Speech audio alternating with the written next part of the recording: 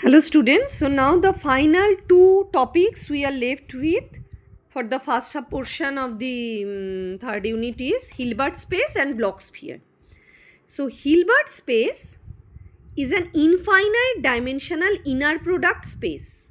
So it is just like a space defined by this psi I was discussing earlier. So psi having the components like psi 1 to psi n. Only the thing is this n goes to infinity in case of Hilbert space. So just think about our three-dimensional space spanned by x axis, y axis and z axis. So this is x axis, this is y axis and this is our z axis.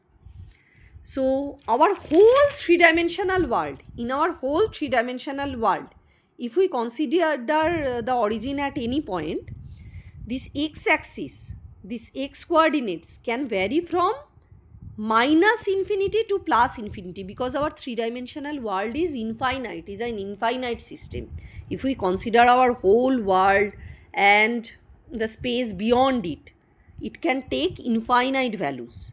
Similarly, y coordinates can also take infinite values and z coordinates can also take infinite values. So this XYZ system, they represent the three-dimensional space. This three-dimensional space with infinite, coordinates, they are known as actually Euclidean space. Where this XYZ, only one restriction is that in our three-dimensional space, this XYZ can take only real values.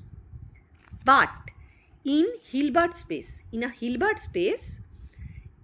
case of Euclidean space, we represent position of a point, position of a moving particle or any body, anything.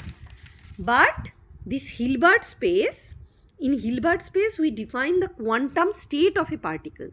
And since the quantum state can take complex values, this Hilbert space coordinates can also have complex values as well. So this Hilbert space is infinite dimensional in nature and it is defined by the inner product between two quantum states. So it is an infinite dimensional inner product space having the property that it is complete or closed. What does it mean, complete or closed? Complete or closed mean however big we imagine, the limiting point of the space of this Hilbert space is also belongs to the Hilbert space, is a part of the Hilbert space only. It does not go anywhere else. So all the points in Hilbert space is a part of Hilbert space. So in this sense, it is complete or closed in nature. There is no point in Hilbert space which does not, there is no limiting point to this Hilbert space which does not belong to it. All the limiting points also belong to the Hilbert space. So just think about Euclidean space. In Euclidean space, a Euclidean space is only defined by real numbers. So if we consider a complex space, any complex number cannot be defined in this Euclidean space. So in that sense, the Euclidean space is not closed in nature, but this Hilbert space is complete or closed. In quantum mechanics and quantum computing, this Hilbert space provides a mathematical framework, the space in which quantum states or qubits are described. So what are the properties of Hilbert space? As we already mentioned, quantum states or qubits are defined in this space. So they are represented as column vectors, infinite dimensional column vectors in Hilbert space. And the inner product phi psi, it is defined by the inner product between two states. So what do we represent by inner product? It gives the overlap or probability amplitude for transformation between states phi and state psi. If a state is transformed from phi to psi, what is the probability that a quantum state will be transformed from phi to psi is represented by this inner product phi multiplied by k psi.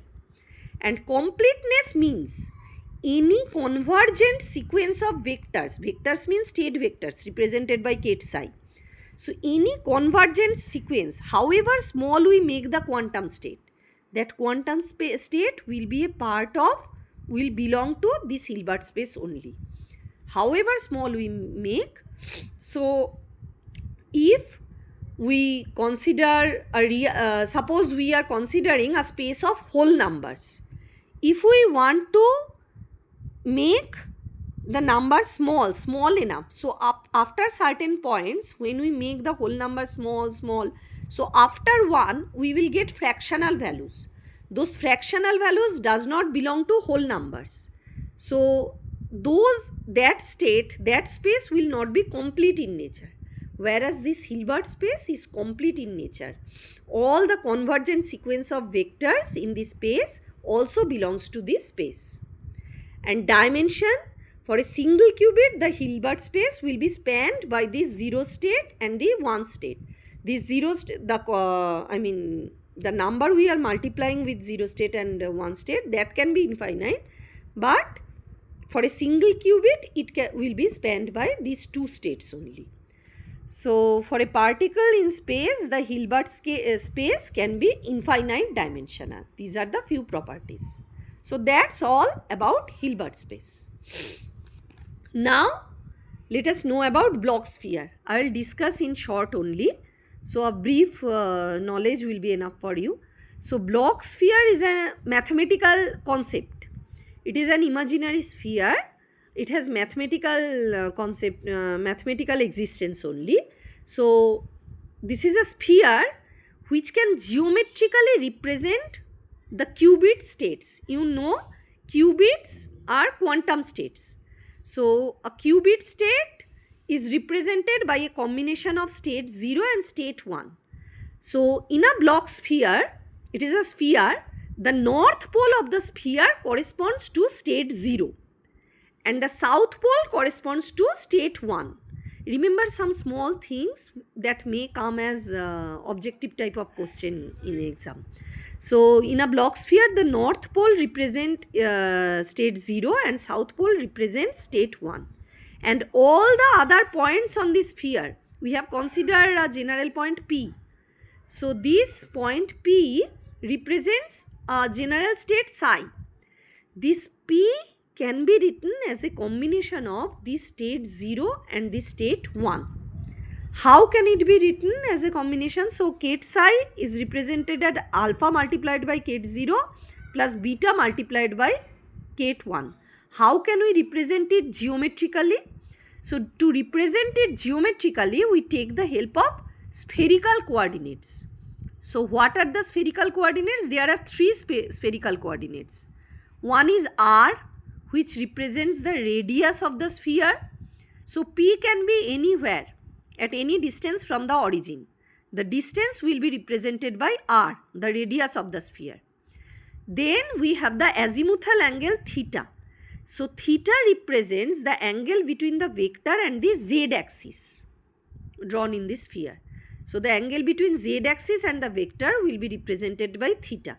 So remember, if we extend z axis in negative direction also, so any vector on the sphere, how much angle can it make with z axis? So if the vector is in this direction or in this direction, so theta can begin from 0 and it can extend up to 180 degree. So a vector along the direction state 1 makes an angle of 180 degree with positive z axis. So theta represents the angle between positive z axis and the vector. So it can take value ranging from 0 to 180 degree. Now the third angle is the angle phi. This angle phi represents the angle between the projection of the vector, suppose the origin is O. So OP vector, we have a OP vector here. So if we project OP on xy plane, that means this plane, this xy plane, if we consider. So the angle between that projection and x-axis will be defined by phi. So these are the three quantities, r, theta and phi. They represents the spherical polar coordinates.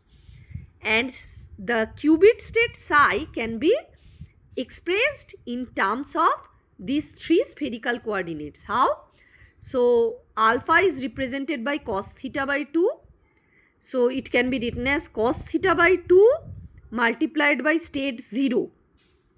Then beta, which is multiplying state 1. This beta is represented by e to the power I phi into sin theta by 2. I already told you in class, e to the power I phi means cos phi plus I sin phi.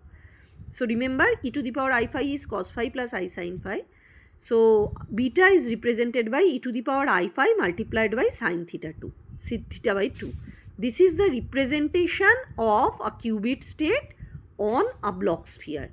If we know r, if we know theta, if we know phi, then we will be able to determine the quantum state psi.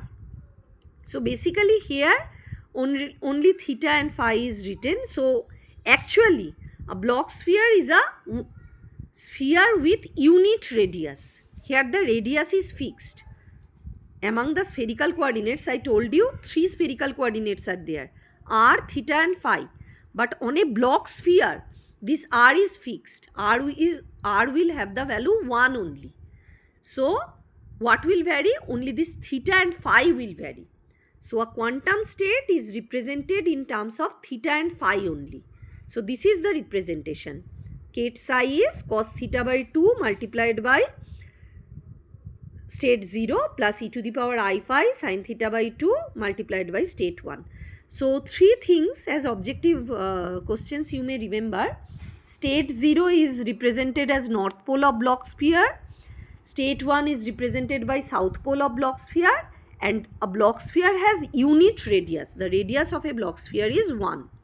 And also this representation you should remember. I already told theta is the polar angle. It ranges between 0 to 180 degree. 180 degree means pi. And phi can vary between 0 to 360 degree. So any angle phi can take on this xy plane. So it can vary between 0 to 360 degree. And the state 0 is represented by the matrix 1 0, and state 1 is represented by the matrix 0 1. So since Kate psi, for Kate psi this is the representation. So probability of measuring the state 0 for this representation, it will be given by, so probability is given by the inner product between 0 and psi modulus square. This is a scalar quantity. It can be complex in nature also. So its mod square will give the probability. So that is cos square theta by 2. Simply this is a real quantity, so we will have cos square theta by 2. And for state 1, it is inner product between 1 and psi. So e to the power I phi, its complex conjugate is e to the power minus I phi. E to the power I phi into e to the power minus I phi will give 1. And for sin theta by 2, we will get this sin square theta by 2. So probability of measuring the particle in state 1 will be sin square theta by 2. So the probabilities are related with the angle theta. Okay. So this completes the discussion about Bloch sphere. Later, if we get time, we may discuss some numerical state, how to represent in Bloch sphere, what can be the numerical values of the probability, we may discuss. We will do that later.